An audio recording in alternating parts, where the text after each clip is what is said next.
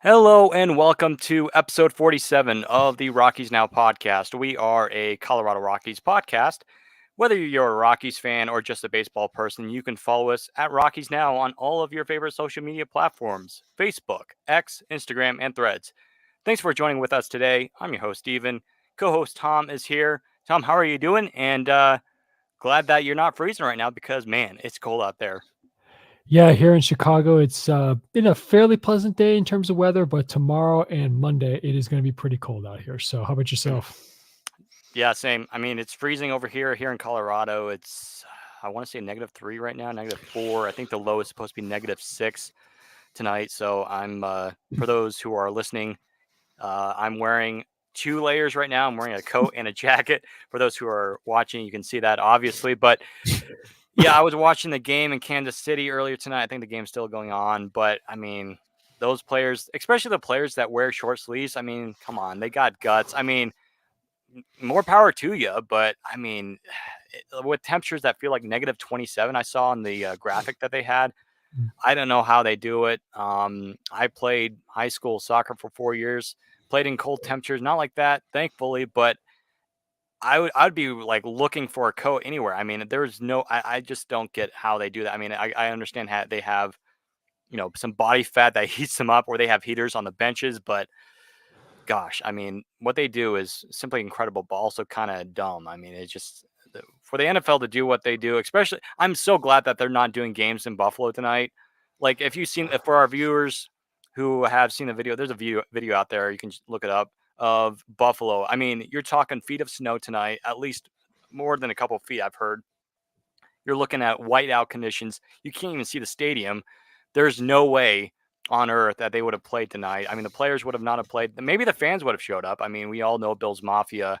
They would have definitely showed up to break some tables and create chaos. But there's no way that there would have been a game tonight. So I'm just glad I'm not in Buffalo or in Kansas City right now. Yeah, it is pretty it's crazy because we've all known there's been some crazy games, especially in Buffalo, because or I can't remember what year that was. It was Bills versus Patriots. I remember they were the grounds crew was shoveling snow, and on field goals, they actually called it. They had a specific referee timeout to actually clear out the spot, and they actually brought like what do they call them, heat fans to clear out Yeah. a spot there to place the Hmm. ball and put the tee down. That's crazy. The coldest game I've ever been to was 2013 Notre Dame versus BYU in South Bend. It wasn't. I can't That's remember. cool. I can't remember what was Yeah. the temperature. It was around the 12, 13 degrees, I think, and there was intermittent snow throughout the game. It was quite a cold night, especially as the sun went down. Hmm. But as far as what's going on in Kansas City versus in Miami, right in Kansas City with Miami playing Kansas City, -30-degree wind chill. I've never been. That would be something I'd say a hard pass on. Absolutely not. No. I don't think I could tough that out. Thank goodness that baseball players don't have to deal with that because you'd be throwing basically snowballs, you know. Well, real quick side comment. The only I have been to a baseball game where it was actually, believe it or not, snowing. This is opening day 2018 on the south side of Chicago, where it was White Sox versus Twins. Mhm. And I kid you not, to anyone who hears this, it lightly snowed twice during the game, third inning and the fifth inning. And I'm there with a group of friends. We're sitting there looking around, go, oh my goodness, this is very strange. And I was commenting, this is the first time I've ever been to a baseball game with snow. And I'm thinking, this is probably some of the players on the field looking around thinking, this is not baseball weather. What is this? So, but I did feel bad for players because if you catch a hard line drive to your glove and you don't catch it in the web and you catch it on the palm, oh, that's going to sting. Yeah. And tonight too, like you're talking about football players with like -3 degree temperatures, like at least that, or if colder. And plus the football's coming at you at like close to 100 miles per hour, basically the same speed as a baseball, and putting that in your hands. And I know you have technology nowadays, you have warmer gloves, but still, that's got to hurt. I mean, you're looking at the tackling tonight, too. The tackling's been terrible on both sides, especially the Dolphins. They're not tackling at all. I mean, I was Mm-mm. watching, like, they were wide open. I'm like, where's the tackling? But, it's super cold, and the field conditions is terrible, too. I mean, it's icy, and it's rough out there, but yeah. And You just, go back, yeah, you go back to the sidelines. You're constantly taking a pick and then picking the snow or the dirt out of your cleats. It's not a fun thing to do. yeah. And of course, even if you have clean cleats on the bottom with all the snow, free of snow and mud, Mhm. it's still going to be a traction issue out there on the field. Yeah. Well, like I said, glad that we don't have to worry about that, especially when during baseball season. But you'll occasionally get those snow games. I remember that snow game in 2019. I think it was against the Yeah. Giants at Coors Field. Arenado got that home run. That was fun. But anyways, let's move to baseball. So for our listeners, we're going to be having somewhat of a shorter podcast tonight. We're going to be talking about some of the arbitration players that the Rockies were able to avoid from that 5 players. I originally said 4, so if I said 4, I meant 5. And then we're going to kind of talk about some goals that we have for Rockies Now for our pages this year. We're really excited. We feel like this is a year that we're going to be able to finally grab something and kind of build off of that, especially with the podcast and with other pages that we have and other platforms that we're going to kind of start up doing. And so we're going to talk to you guys about that. So anyways, I guess we can start off with the arbitration stuff. So I believe what day was the arbitration? It was like 2 days ago, right? It was the arbitration. The 11th. Right, yeah. And the Rockies, they had 5 players that were arbitration eligible. Cal Quantrill, the Rockies were able to sign him through this year. I think he might even have an option for 2025. And then Brendan Rodgers, they came into agreement on a 1-year deal, $3.2 million. Let me see here. And then Peter Lambert, $1.25 million.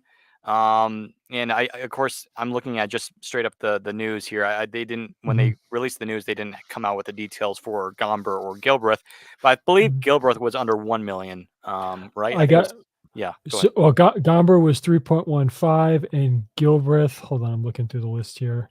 He was $760,000.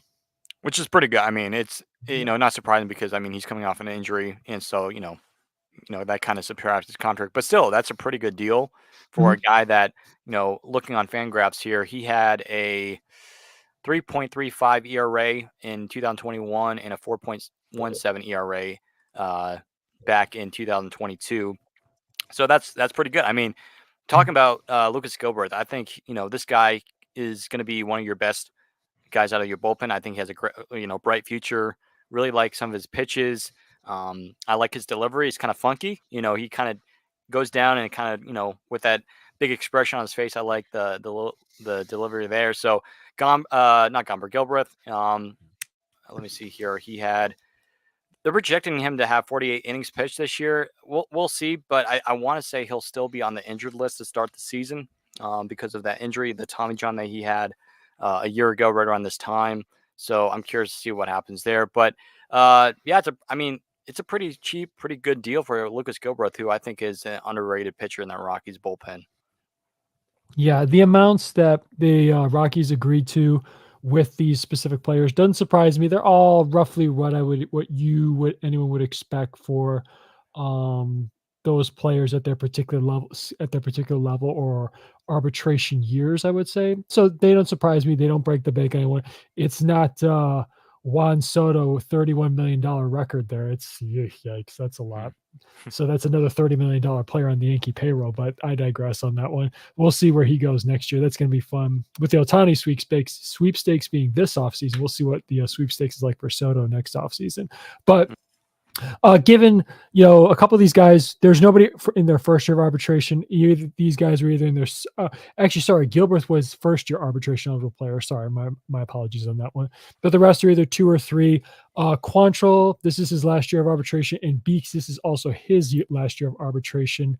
Mm-hmm. So I'll have to look up later what other Quantrill has that. I don't believe he has an option. He's just right under straight free agent at the end of the season. But I can look that up if we need to do that. But again, none of these guys eat up a sizable amount of the payroll. Quantrill being the highest at 6.55. That's only according to Spotrac, 4.44% of the Rockies payroll.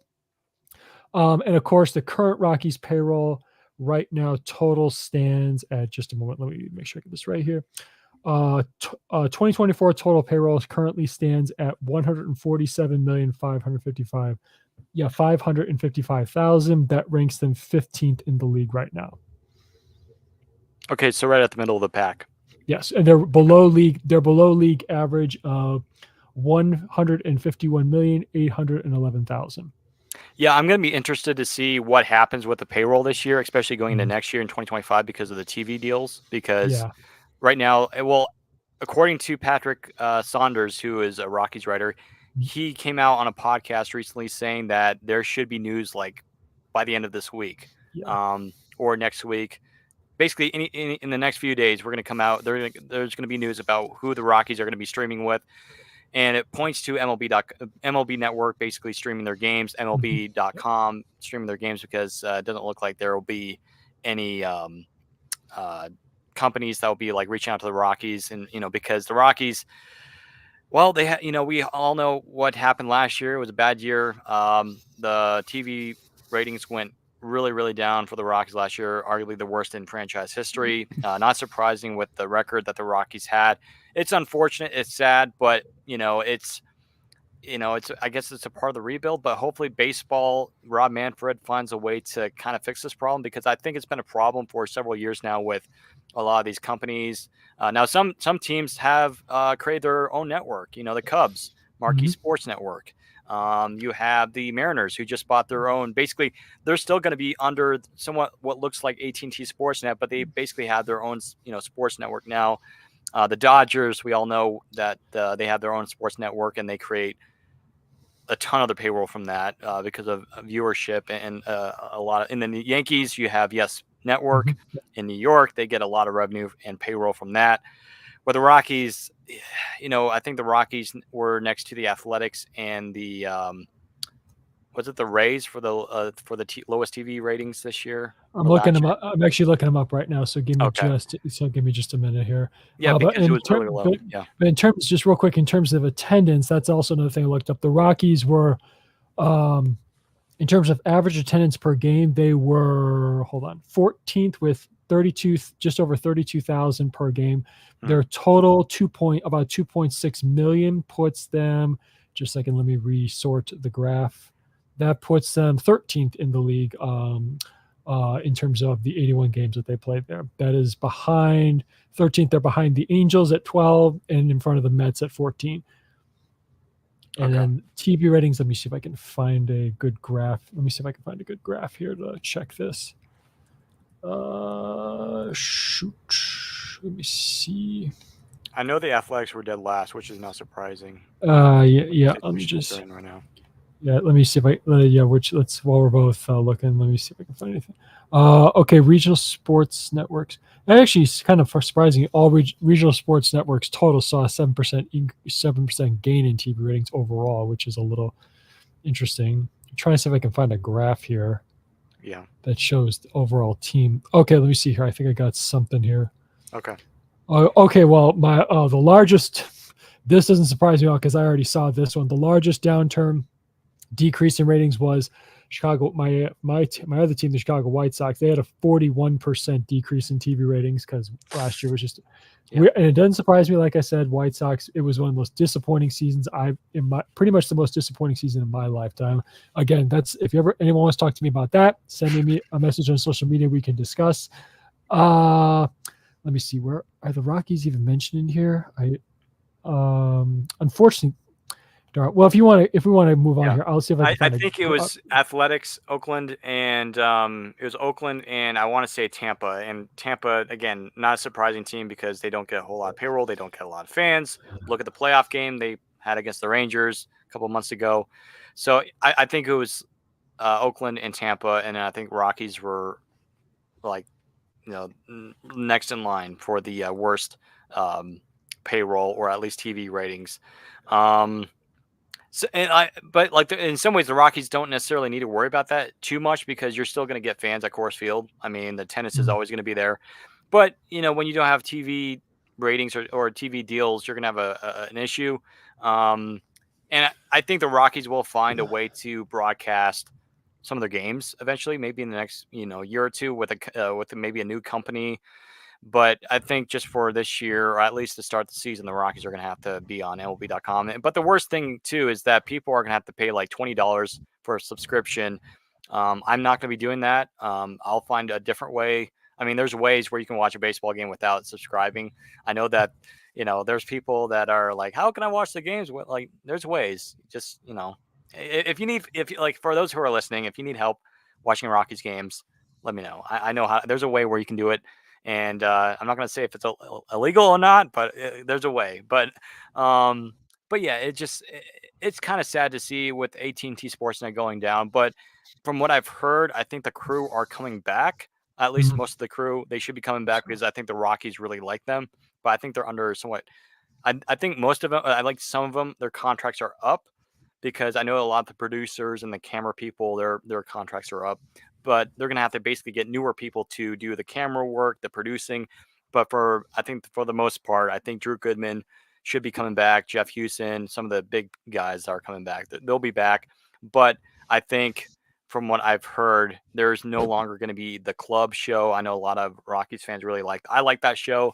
The club won't be around, and I think the Rockies. I think it was actually called Rockies Rewind. They had that, occasionally on their shows. So the shows won't be coming back. So basically, I think for pregame it would be like a 5 to 10 minute pregame, and then 5 to 10 minute postgame. So it's going to be a little bit different. But man, it kind of stinks. But yeah, I'm just curious to see what happened this year in terms of payroll. But yeah, weird. It's weird how the TV, like what's going on with the TV ratings and the TV deals. It's kind of weird what's going on, and baseball needs to fix it.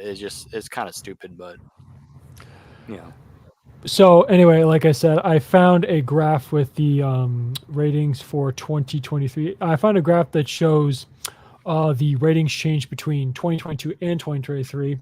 So I guess the Rockies there. Let me just find this again. Okay, yeah, with AT&T Sports Network, Rocky Mountain, they had a 6% increase actually, according to SportsBusinessJournal.com. They had a 6% increase from 2022 to 2023.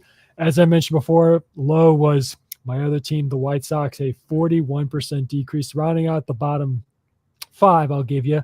It goes White Sox from lowest to up. It's White Sox, Royals, Cardinals saw a 27% decrease in TV ratings, and then Mets and Yankees. Mets saw a 27% decrease, and the Yankees with the Yes Network saw a 25% decrease. mm-hmm. But then, and then if anybody wants to know the top five from 1 to 5, it is the Rangers had number one. They saw a huge increase again, of course, World Series champions. Pirates were number two at 72% increase. Orioles, no surprise, number three was 65% increase. Reds again, not much of a surprise either, considering they're on the rise, a 65% increase, and Cubs round out the top five at 34% increase. So there you have it. Yeah, the Yankees, man, they kind of fell off. Of course, they were not good, but because of Judge, being injured for most of the season. Well, my personal opinion, that roster is not very well rounded. We'll see how the additions of Soto is obviously going to really make the lineup more dangerous, but we'll see.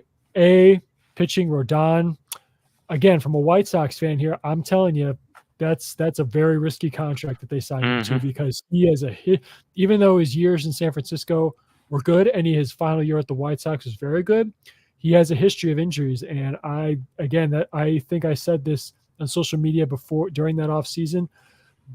Buyer beware. He's a big buyer beware. Again, and of course he had Scott Boras as his agent, so that's a big question mark. And with Stroman now adding to that rotation, that's a big. We'll see. I mean, he has a kind of a how do I say it? What's the proper word? A very tumultuous relationship with the Yankee fan base. So we'll see. Yeah. But Garrett Cole's a beast. He's a beast, but he can't do it all by himself. Yeah, and I've liked the moves the Yankees have made this offseason. They need pitching, and they've gotten pitching. They got, like you said, Stroman, and then they really need Rondon to do well to help the rotation, because you're riding a lot on Soto too, and that's another thing. Like, are they going to keep Soto? Is it just going to be a 1-year deal thing? Are they going to trade him at the deadline? That's a question that a lot of Yankees fans are. I'm sure Yankees fans want to extend him. I mean, it's Juan Soto, right? And if you want Juan Soto to get extended, you're going to have to extend him. But Cashman, I'm curious to see what he does, and I won't be surprised if they do. But I think right now it's like during the offseason, it's all about making moves and kind of like making chess moves of saying, hey, we're going to do this, and then we'll do this a little bit later on. But anyways, let's get back to the fan graphs here for some of the players that we were talking about for the arbitration who are now going to be staying with the Rockies, which are safe. I think we talked about Lucas Gilbert, Gomber. Listen, I think there's been some comments on Instagram that I just saw with me here. Gomber, I know a lot of people are negative on Gomber. One nice thing is that he has been somewhat overall healthy with the Rockies. For the majority of his tenure with the Rockies, of course, he kind of ended this past year on the injured list, and same thing in 2021, the final, I believe month of the season or so. And the ERA, you get it. It's not pretty, but it's 550. But there's some positive. I think the ground ball rate is the ground ball rate. If you look at back in 2021, it was 44.3. Mhm. 2022 was 42.6. So the ground ball rate, it's starting to decrease. I'd like to see that come up to about 45%, maybe back to two, because overall, just in general, I want to see 2021 Austin Gomber come back. Mhm. Because Mhm. if we can do, I mean, I mentioned this before too. Like, you look at the Rockies rotation that year, it was pretty good. Marquez had his All-Star year. Freeland was pretty solid for majority of the season when he was coming back from that injury. Gomber, Blake Street Gomber, everyone remembers that. So yeah, and then Senzatella, that's another guy that had a nice year in 2021. It's just unfortunate what happened with the injuries there. But Gomber, again, really looking to hope that he can kind of lower the walk numbers because his walk rate has gone up a little bit. However, Yeah. in 2022, his walk rate was 20. Let me see, read this correctly here, 2.45, which Mhm. is the lowest in his career, where it kind of went up this year to 2.78. So make sure that you just don't walk a whole lot of guys and get ground ball rate, because in Coors Field especially, got to get the ball down, got to avoid those balls getting hit in the gaps, and that's another thing too with the left fielders and outfielders. I mean, we're not going to really talk about that until a few more podcasts later on, once we do our position Pacific podcast, when we kind of talk about different players there. But Gomber, I like Gomber, and with the Rockies in the situation where they're at now, they just need pitching. Period. Any pitching you can get, Gomber. The Rockies, they need a left-handed pitcher, and Gomber. We're still waiting. I mean, you're playing at Coors Field, but Gomber, he had some very good promise with St. Louis. I mean, 2018, 4.44 ERA. Of course, that was his rookie year. He had a WAR of 0.8, so nearly a one-win player or pitcher, I should say. And then 2020 in the shortened season, he had a ERA of 4.04. Excuse me, that was xERA. His actual ERA was 1.86. So, Gomber, he had some good stuff, and we had some good solid stars from him this past year. So I'd like to see Austin Gomber have an ERA right around. If he can have an ERA under 5, that's perfect. That's great, because if we can get that, I'll be happy.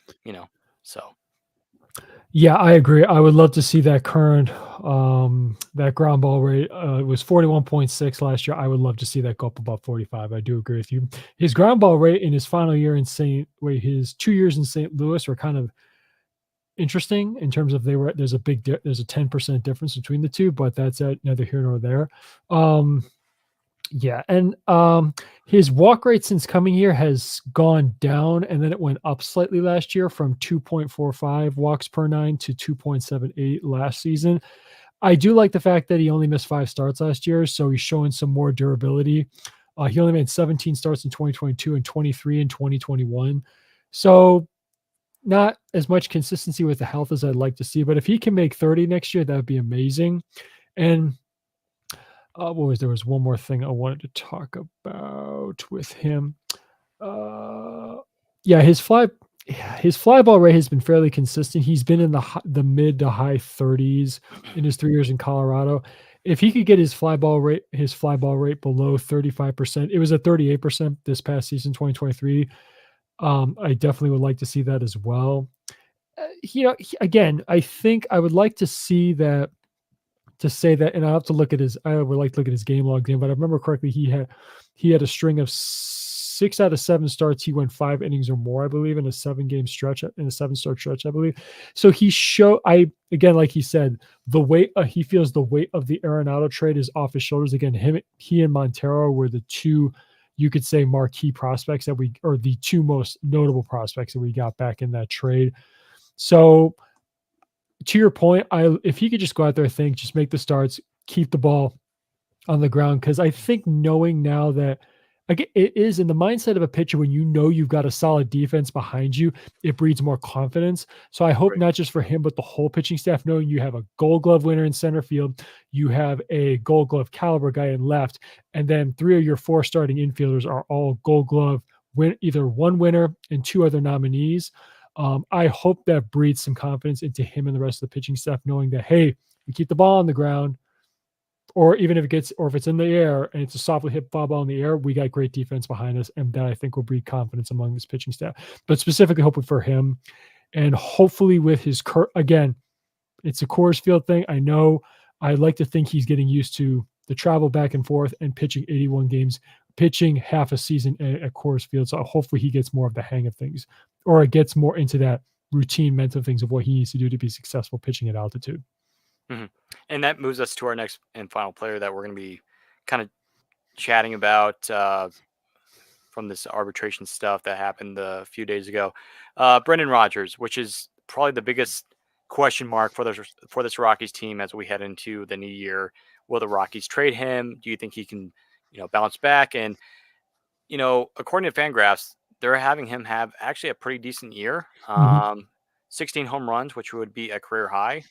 66 runs. Let me see RBIs here. 69 RBIs. mhm, Walk rate will go up to about 7%, which I like. Strikeout percentage only have him at 18.7, where last year, of course, it was small sample size because of his injury. He only played in the month of September, 21.4. But, let me see here. His BABIP, which I believe is batting average with balls in play. mhm, 2022 was 0.304. This past year, again, small sample size, but it was 3.316. Next year, right around the same 0.317. Batting average 275, which would be next to his career best year, which was in 2021 when he played 102 games. But they haven't played in 134 games, which we'll definitely need and will take. Because again, the question has been, can he stay healthy? You're talking about a top prospect that you had in your system for a number of years. It just the question has been, injuries. Can he stay healthy? And you look at the numbers that he has, but also some of the awards that he's gotten. He's a Gold Glove winner, and I think he's not bad. I've seen some comments saying that he's washed, he's a bust. You know, he's still young. He hasn't been playing a whole lot. I mean, I understand the injuries, but he hasn't played a whole lot to where it's like, oh, this guy's a bust, or he's, going to be our starting second baseman for the future. We haven't seen, a really full year of Brendan Rodgers quite yet. I know, again, just let me double check here. mhm, 137 games in 2022. So that mhm, really was his only full year that he's had with the Rockies, where the year before, he had that injury in spring training. 2020, of course, that was a shortened year. He was injured, I believe, as well, but also he wasn't doing quite well in terms of batting average. Only hit uh, 0.095. That's bad. Rogers, I think if you're the Rockies, you're looking at potentially replacing him, but at the same time, though, you're like, hey, this guy's our starting second baseman. If he has a good year, great. We might be able to either keep him. The Rockies have a decision. This is a big decision because the Rockies, they're either going to have to decide: are we going to trade him for pitching at the deadline, or are we going to make this guy our starting second baseman of the future? What I see is most likely going to be um, the first option, and that is to trade him because with Amador coming up, he's one of the top prospects in baseball. I believe he's in the top 25 or at least in the top 30 in baseball. in terms of prospects. I like Rodgers. I've been a big fan of Rodgers ever since he got up here, but I gotta say, I think his days are being numbered in the Rockies uniform. I think the Rockies will most likely trade him for pitching at the deadline, or at least, I mean, the Rockies, in many ways, they cannot make the mistake what they did with John Gray and Mhm. Trevor Story by not trading them. I think, I understand the Rockies wanted to bring those two players back, but with Rodgers, it's pretty much set in stone that if you don't feel like he's the guy, you have to trade him. You cannot let him go in free agency for nothing. I think they're gonna get, I think if they trade Rodgers, they're gonna get a very good haul back. At least they should, because you're talking about a Gold Glove infielder who has some pop, good numbers. He doesn't strike out a whole lot. Yeah, some of his numbers can improve here and there. Like he needs to improve on a certain area, of course, like every other hitter. But Rogers can be a very good second baseman for somebody, or even a shortstop, because he was drafted as a shortstop for those that remember. So if I'm the Rockies, I'm trading him for pitching. But we'll see. I mean, maybe Rogers can have a big year. I mean, I would like to see Rogers as an all-star, just that we haven't seen that yet.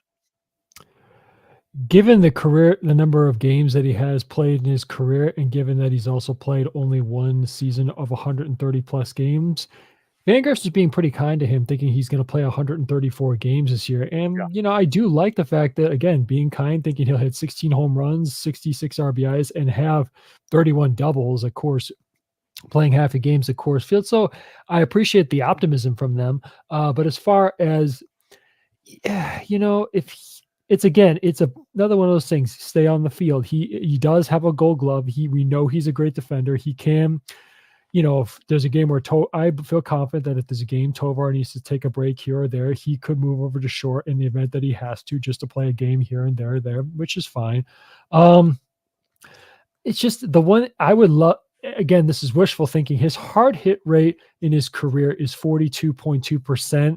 From a guy who has as much talent as he has. Again, he's not as strong as somebody like an Aaron Judge or Shohei Ohtani. He's not that strong, but he's got some pop in that bat. His career average exit velocity is just over 89 miles an hour, and his max exit velocity that in his career is 112, just under 113 at 112.8.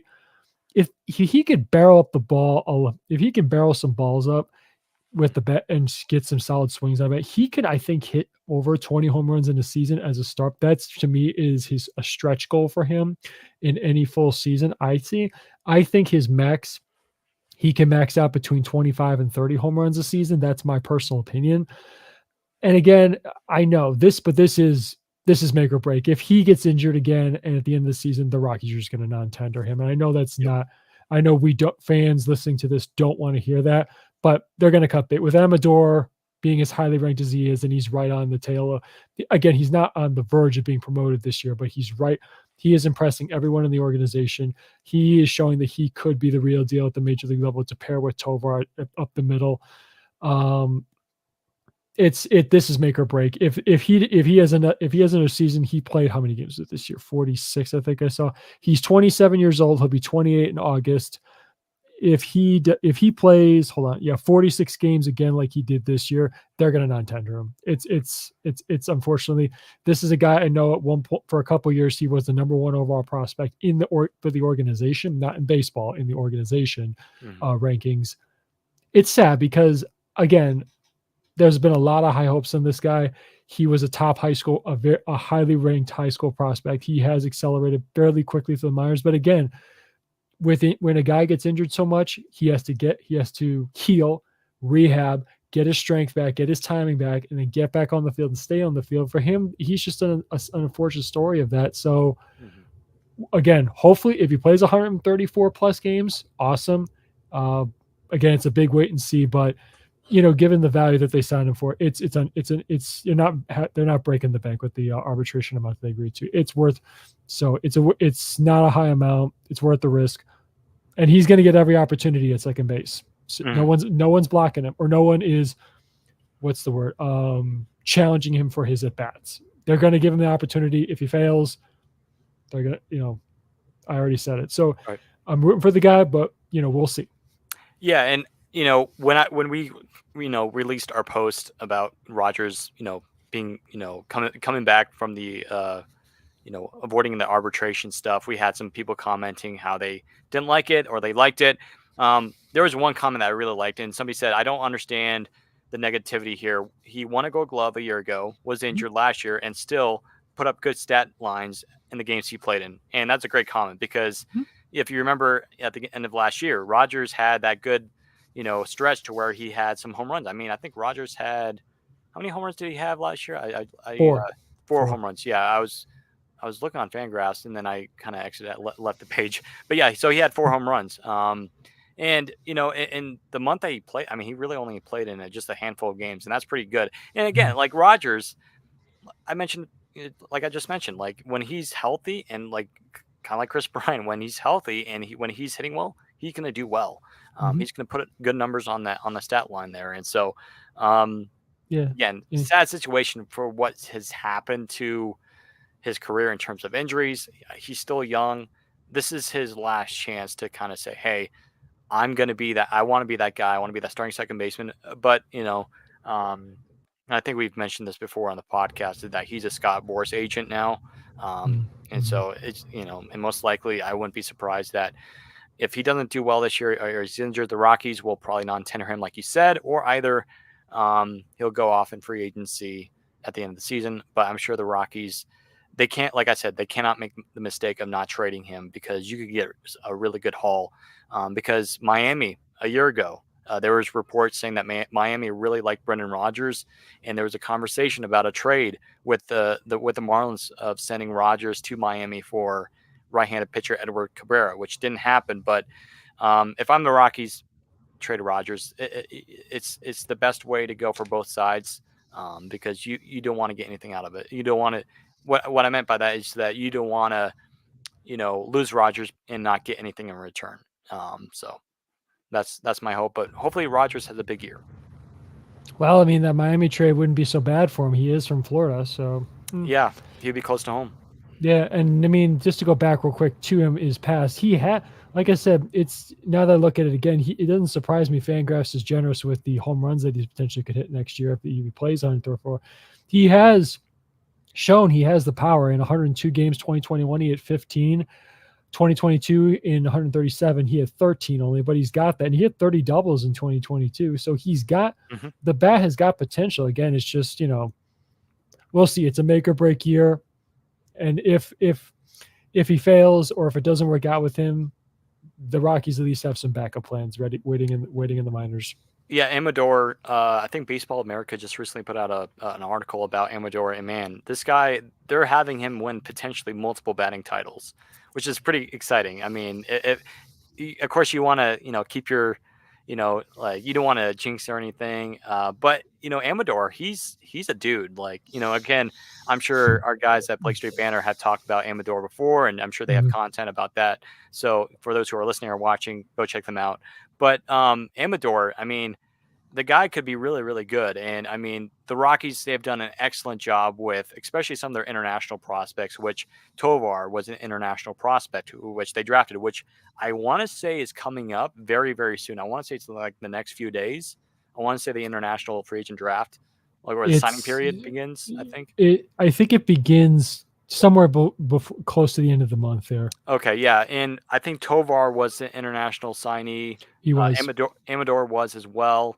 Um, who else? I think Senzatella was too because he came Mhm. up through the Rockies system. So the Rockies, they have a very good history of drafting, or I should say, signing international players from like the Dominican Republic, from all these different countries that a lot of the Rockies players, like Venezuela. Of course, they've had some players come from Venezuela, but yeah, Tovars, Amadors, those players. But I'm excited for Amador because this guy, he could be. There's a lot of like I said, there's a lot of dudes on this Rockies team or that will be on this Rockies team in the future. Zach Mean being one of them. Amador is just a guy I feel like that's on another level that could be like almost like a superstar. And I don't want to, again, I want to calm myself down a little bit, but Amador, he could be a really exciting player. And I think a lot of Rockies fans will really like him. So Amador, keep your eyes out for him. But um, if Rogers goes, the Rockies, they have a pretty good, prospect that's going to be coming up soon. And the Rockies, in the infield, there's a little bit less of a logjam But in the outfield, you have a bunch of outfielders, and we've talked about before how the Rockies, they should consider trading some of their outfield prospects, and I wouldn't be surprised if they do. But the Rockies, they have a bunch of really good prospects. Of course, several of them are outfield prospects, but Amador, he's he's the number one Rockies prospect for a reason. I think he's going to be really special for a lot of people, for a lot of Rockies fans. So Yeah. keep your eyes out on him. His ETA, according to MLB, right, he's the 21st ranked prospect currently right now. Mhm. And his ETA expects is 2025. And I mean, to your excitement, how can you not get excited about a guy across 3 levels this past season? Yeah. Had a slash line of 287, 380, and 495. And am I correct that he actually walked more than he struck out? Let me I for know this one year, year he did. for I just think. this year. Yeah. Let me check. Hold on. Yeah. Let me where's the scroll I know over the here? walk numbers are really good. He where's the strikeouts? Hang on, I got. Oh yeah, here it is. Sorry, excuse me. Oh, you're good. He did. He had 2 more. At least this year, he had 2 more walks to strikeouts, 39 to 37. Two in 2022, he had 87 walks, 67 strikeouts.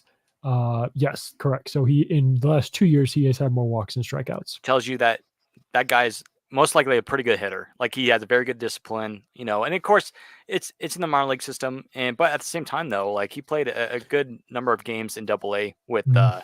with Hartford, and a lot of people have said, and a lot of players have said, that jumping from Single-A to Double-A is the hardest thing to do in the minor leagues, because it's just like you're starting to go into where it's almost like in some ways Double-A is the final place where you go before you hit the big leagues, because in Triple-A you face Mhm. a lot of former major leaguers or guys that are older, just on 1 year contracts or minor league deals, just waiting to get that call up in case of an injury.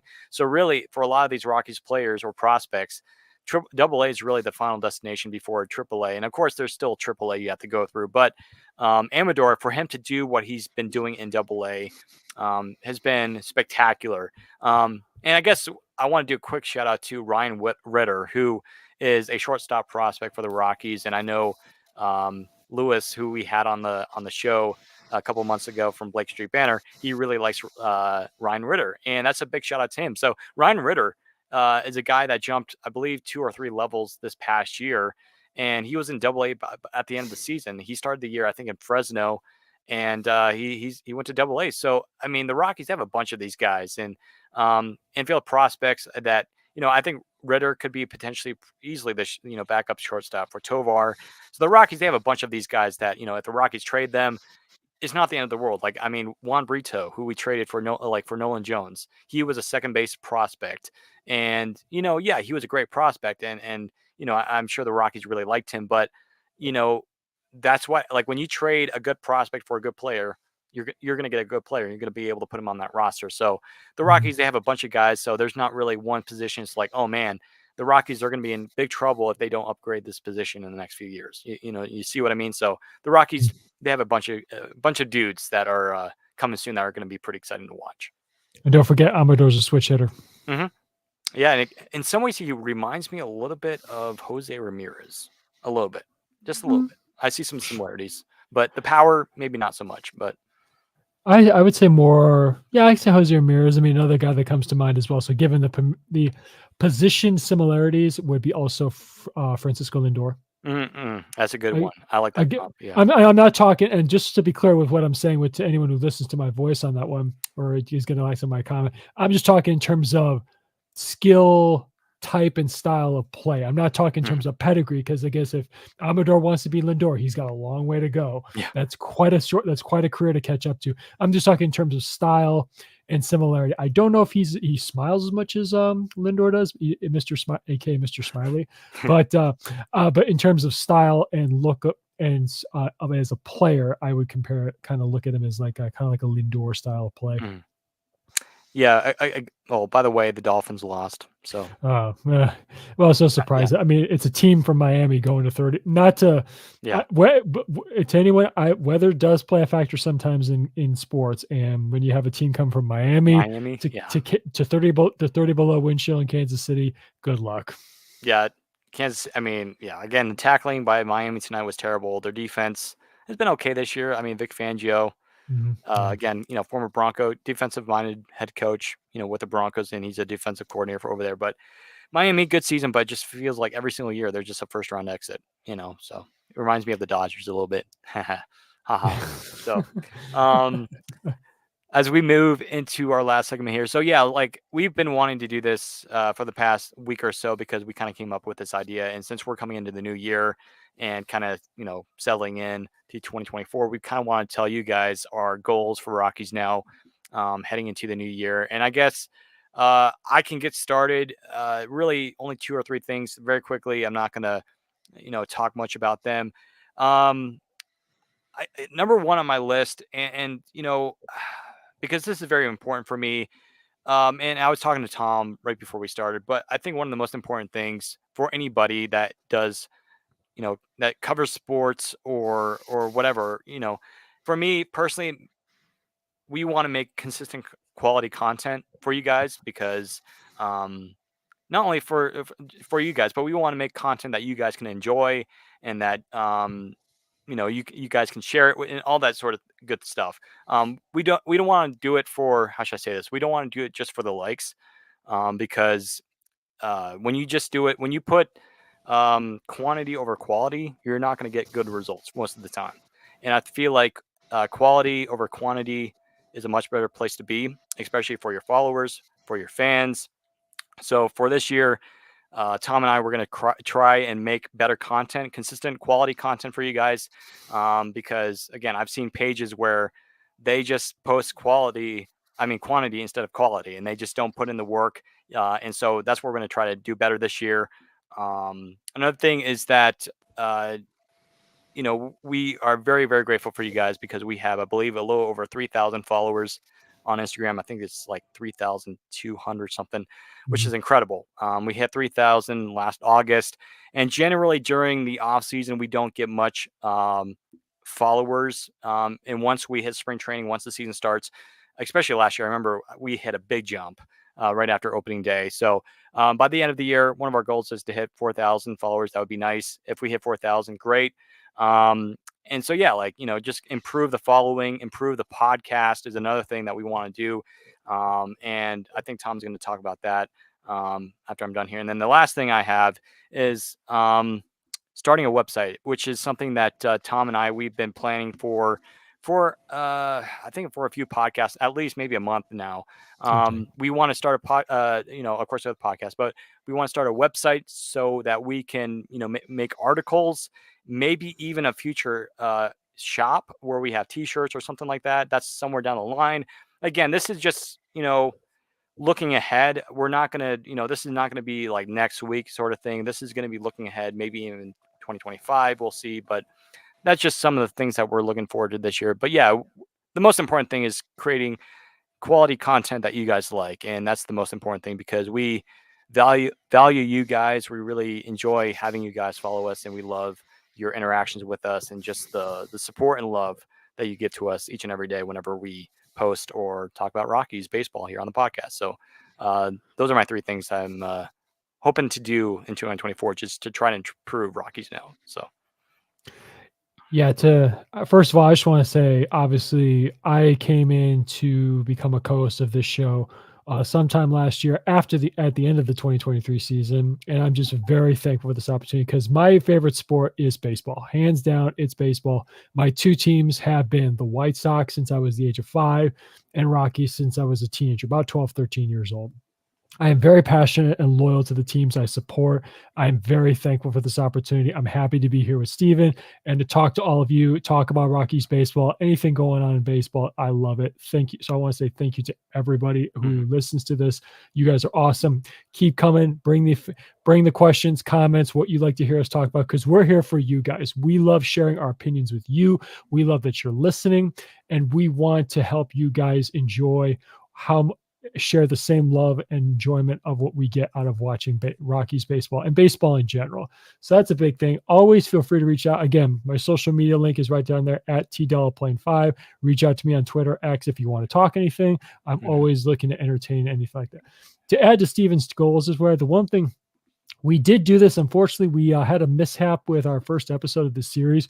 We want to do Rockies Rewind episodes, an episode that is dedicated to a big game in Rockies history. So we will be redoing the 2018 National League Wild Card game. We get around to it. We're open to suggestions. What games do you want to hear us talk about? What games do you want to engage with us about? Because there's a lot of, even though the Rockies have not been around for a very long time, they're one of the youngest franchises in sports. They have a lot of memorable games. So please reach out to us and we can talk about what we're only playing. We're not going to do many of them. We'll probably only do 3 or 4, maybe 5 this year. So we'll see how that goes. And also a big announcement I'll make come of another episode idea we're going to do. We're going to do a little thing called Rockies Recaps episodes, which is going to be after every game, 162 plus playoffs, where after the game is over, one of us is going to do a short 3-5-minute episode just talking about the recap. So if you miss the game, we will keep you appraised on highlight reel plays, big performances, what we think contribute to the loss or the win. Hopefully more wins than projected. But yeah, that's another big thing coming out. So stay tuned for more news on that. Again, we have a lot of exciting things come up. I'm excited. I know Steven's excited. I hope you guys are excited. Even though this is not going to be a fantastic season based on projections, we're still excited about the future of this team, and I hope you guys are too. That's why we're here to spread our passion, and hope you guys have, and we appreciate your passion as well. Yeah, completely agree. Well said. And for me, again, if you want to ask me questions, go follow my social media right there. Yeah, again, just a big thank you to you guys for the past, few years. Rockies Now, well, really, Rockies Now started back in 2019. I had a little Rockies page. Started it because I had a previous Rockies page, lost that, but kind of started it. And then I had an idea of starting a podcast, but it was just me. I didn't really go on the podcast very much. I only spoke about the Rockies maybe once or twice every couple months, and then really started getting into the podcast world last summer when Tom came aboard, and we were like, hey, let's do this. Let's kind of build this together. So, yeah, very thankful for you guys for the support. We got, I know we posted this a few months ago of Spotify. We had I think 318% jump in followers, listens. So again, huge thank you to you guys for the support and the love out there. We have a comment from Instagram, Andrew Zeller. He says, what do you think about all of the contracts? Not 100% sure what you mean. I'm assuming most of the player contracts. I mean, maybe we'll just look at is there any bad contracts for the Rockies? I've still got the Spotrac pages up if you want to talk real fast. Okay, about yeah, them. let's do that. Yeah. So I'll give what I think. I mean, real quick, I'll keep this brief. The arbitration numbers that were signed to the guys who are arbitration eligible. I'm very thankful that none of those guys went to arbitration hearings, because I don't know if you guys know, arbitration hearings can get pretty dicey, I guess you could say, and then create issues.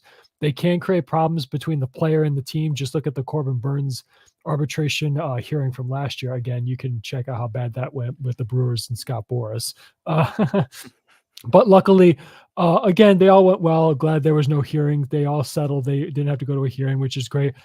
Looking at the contracts, I am confident that, I like the Senzatella extension. I'm glad they gave him the opportunity to stay with the team, and they keep him on while they let him rehab. The Senzatella contract, it's obviously team friendly, but it's unfortunate Senzatella has not pitched much during the duration of the contract. I like the McMahon and Freeland extensions. Those are 2 guys I do see as part of the future.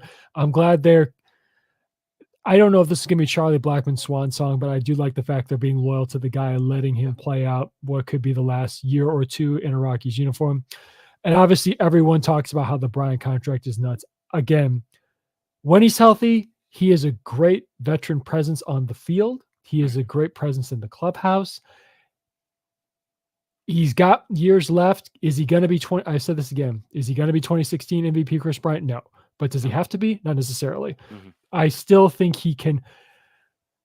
I mean, whether he living up to it's an individual interpretation whether a player lives up to a contract or not. Do I believe he can help? Yes. Will he live up to that contract dollar figure? I don't think so. But again, he doesn't have to be an MVP. I think he can still be beneficial to this team. Mm-hmm.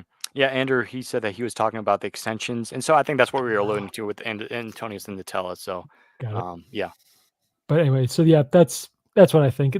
Bill Schmidt has done a good job trying to keep it as team friendly, I suppose you could say, as Mhm. possible with the extensions. Yeah. I do like the ones that he signed so far. Unfortunately, the one that I think that has not been benefited the Rockies is the Sensatella one so far. Yeah. And I like, quickly before we head out of here, I like the Marquez extension, because again, I understand he's not going to be pitching at all probably this year, but you're signing him through, I believe, 2025. So at least you have that, and it kind of helps you prepare for a potential playoff run after 2025 or either 2025. We'll see. We're still kind of in that, stage of where are the Rockies, where are they going to be at in the next year or two. I think a lot of people see the Rockies 2025 might be the first year where we kind of see, hey, could we make a push for the playoffs, because a lot of the prospects will be up by that point, especially in the top, um, in the top, 15, top 10. Mhm, Um, so I'm curious to see what happens there, but I like the Marquez extension. I really do. I mean, he's arguably your best pitcher. He's your ace, mhm, yeah. and plus he had the nasty stuff. I mean, he had a good start before he was injured this past year. First few games were pretty good. We have Lux on YouTube. He says, sign Joey Gallo and trade him at the deadline, then call Jack. I like that. That's a really good one, Joey Gallo, because I remember, was it last week or the week before, we had wasn't Mr. Vallejos. I think he might have came in and he was like, I want to see Mhm. Joey Gallo hit like a gazillion home runs in Coors Field. Joey Gallo has, not surprisingly, has come up in rumors about heading to the Rockies. And a lot of people say Joey Mm, Gallo should be a sign the Rockies should make. The only concern I have is, again, I don't want to be very long, but the only concern I have is that they don't give enough playing time to some of their guys that they have in the outfield, or Hunter Goodman or Michael Toglia. But I'd welcome the idea of signing Joey Gallo. But yeah, I like that. Yeah, if we can rent him for a few months and then trade him in June or July, I'm all for it. I mean, I'd like to see him hit, 500-foot moonshots in Coors Field. yeah, I mean, I'm not a huge fan of the guys who are strikeout, walk, home run, as that's the phrase that everybody uses for a hitter like himself. But Yeah. and hold on, let me just, other than Jones and Doyle who are not getting taken out of the lineup, let me just refresh my memory here. Who? Hang on just a moment. Well, I just want to double check the Rockies' current depth chart, see what they have. I'm sorry, my apologies. I can't remember everything off the top of my You're good. head. I want to say Blackman's in right field. I thought they had Or, him at DH. I just want to see if they yeah, had. You might be right. They might have him in right field. or it Let could me be see. Goodman. Oh, they actually do have. It's currently Blackman, correct, and they Okay. have Charlie as also the Disney hitter. My opinion about that, it can't hurt. I Mhm. mean, he's not. I mean, he was paid $11 million last year. He's not going to get paid that much. He's not going to sign for that much this year, honestly. And plus, also, he's a Gold Glove. He's a two-time, either one or two-time Gold Glove winner. He has at least one in his trophy case. So again, he provides defense. He does hit the ball a country mile when he gets a hold of it. He has a high exit velocity. He does get on base, so that does lead to runs. And he's an athletic guy, so he runs pretty well. I give it a shot. I Mhm. mean, even though Scott Boras is his agent, he's not. I can't see him signing for more than $5 million. Yeah. It's a worthy risk if you can flip at the deadline. Also, I think it's a worthy chance it's a worthy chance to take on, assuming that again. But I don't want them taking at bats away from anybody that they want to see some give some developmental playing time to. Mhm. And Yeah, also, and yeah. go ahead, I was go just ahead. saying that Gallo's free agent market isn't very high right now, and Mhm. I would imagine that he goes to a team that's kind of like the Rockies. They're in rebuild mode, and then trade him at the deadline for a contending team. And so the Rockies, that could be because I think he's been in the rumors for a while, because I want to say it was a couple years ago when Gallo was with the Yankees. There was rumors about Gallo being traded to the Rockies, but it was just a Mhm. rumor. It wasn't true. I'm not sure if it was actually real or not, but it was a conversation that was out there. So it's very intriguing. I mean, I would welcome it, but again, you know, you don't like the swing and miss stuff. I mean, but really, you're asking for the power. The Rockies need power, but if I'm the Rockies, yeah, maybe. Why not? Maybe just sign him to a minor league deal, or either a 1-year contract, like very cheap, like you said, maybe 5 million, for a 1-year deal, and trade him at the deadline. I'd be okay with that. I mean, there might. I would imagine. I don't personally. I don't think that they will do that, but I could be wrong. I think they're going to go toward more of a guy like, maybe. Robbie Grossman or Austin Meadows, I think could be a Mhm. possibility. I like Austin Meadows. Me too. He's kind of an underrated player. He has some decent power.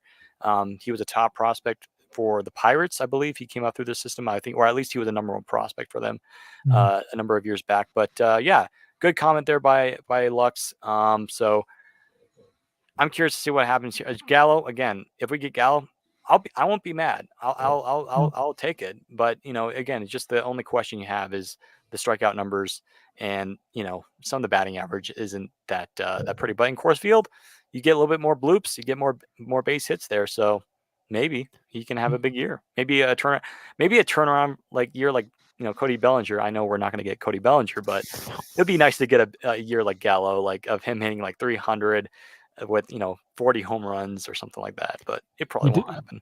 he does have back-to-back 40 home run seasons. That's right. Yeah. Oh, and, also Lux, I would also keep Drew Goodman as well, not just Ryan Spilborghs. Yeah, like Huey, Corey Sullivan. I think that those guys would, because you have to have a certain, because what if a guy gets sick or like he's like I'm not available, because there's been times where Drew Goodman has been out a few times. Not sure if Jenny Kavnar would return. She might. I won't be surprised if she does, or I Kelsey Wingert. But yeah, curious to see what kind of goes on there.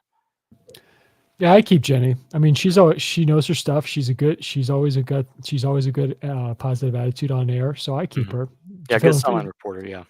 yeah, and also, I mean, if also she has at times filled in for Drew Goodman in the press box too. Hmm. Yeah. Um, Overall, I think that's it for tonight. But yeah, overall, folks, make sure you stay warm out there. Tom, stay warm because I know, again, like you mentioned at the beginning, it's going to be cold over the next few days. So, um, I think that will conclude this episode of the Rockies Now podcast. Please be sure to subscribe, follow, rate, and review all of our social media pages. We love hearing from all of our wonderful listeners. Thank you for listening to today's episode of the podcast. Have a great day, everyone. And as always, go Rockies.